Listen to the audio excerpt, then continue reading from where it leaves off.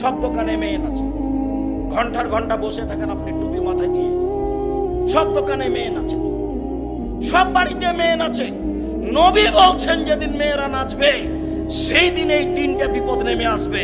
ওয়াদারাবু বিল মাসিব, যেদিন বাদ্যযন্ত্র প্রকাশ পাবে, সব মোবাইলে বাজনা বাজে, সব বাড়িতে বাজনা বাজে, সব দোকানে বাজনা বাজে, দিব্যি দোকানে বাজনা বাজছে, টিভি চলছে, আর আপনি সেখানে বসে আছেন। আপনি বলছেন আমি 5 ওয়াক্ত সালাত আদায় করি, আপনি গ্রামের সর্দার, এগুলো বলছেন। আমি বলে গেলাম মোদের কিছু নিয়েন না, আপনি আমার ভাই, আপনি আপনার চাচা, আপনার স্বভাবই খারাপ, সেই জন্য এখানে বসে থাকেন। আমাদের গ্রামের ভাষায় আপনার খাসলত খারাপ। কেন আপনি এখানে বসে থাকবেন? এখানে একটা মেয়ে নাচে।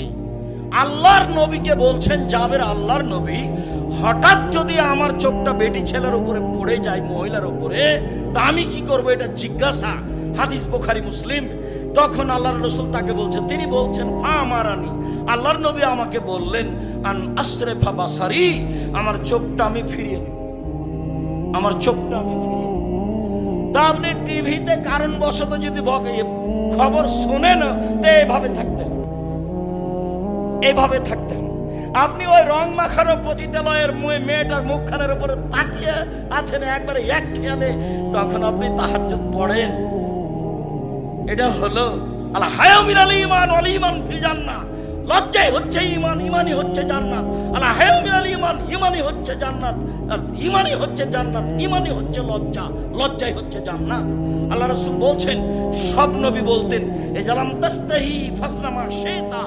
সব নবী বলতেন, মুসা আলাইহিস সালাম বলেছেন, ঈসা আলাইহিস সালাম বলেছেন, ইব্রাহিম আলাইহিস সালাম বলেছেন, আমাদের নবী বলেছেন, যখন তুমি লজ্জা করবে না তখন তুমি সবকিছুই করতে পারো, যখন তুমি লজ্জা করবে না তখন তুমি সবকিছুই করতে পারো। লজ্জা আছে আপনার? জিনা লজ্জা নেই। বেটি ছেলেটা বলছে আমাদের গ্রামের, ওইটা আমার চাচাতো ভাই, ওইটা আমার খালাতো ভাই।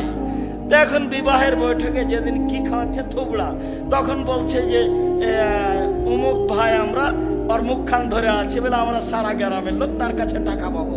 যুবতী বেটি ছেলেটা, লোকটা, ছেলেটা, যুবকটা মহিলাটার মুখে ক্ষীর তুলে দিল। বইয়ের মুখে ক্ষীর তুলে দিতে হয়, এটা আল্লাহ নবী বলছেন, হাদিস বুখারী মুসলিম। এই পাড়ার সবারই কি বেটি ছেলেটা বউ ধর্ম পাগল হয়ে গেছে? মুরব্বী মানুষরা আপনারা শরম পান না কেন? এই নীতির এই থুবড়া শব্দটাতে পেশাব করে দেন। থুবড়া আর এই দেশে কোনোদিন চলবে না। থুবড়া কি জিনিস? এত নোংরা জিনিস নাম থুবড়া। এই শরীয়তে আসতে পারে কি করে? বায়না কি জিনিস? বরদটা কি জিনিস? আমাটা কি জিনিস? খিরকাচি কি জিনিস? এই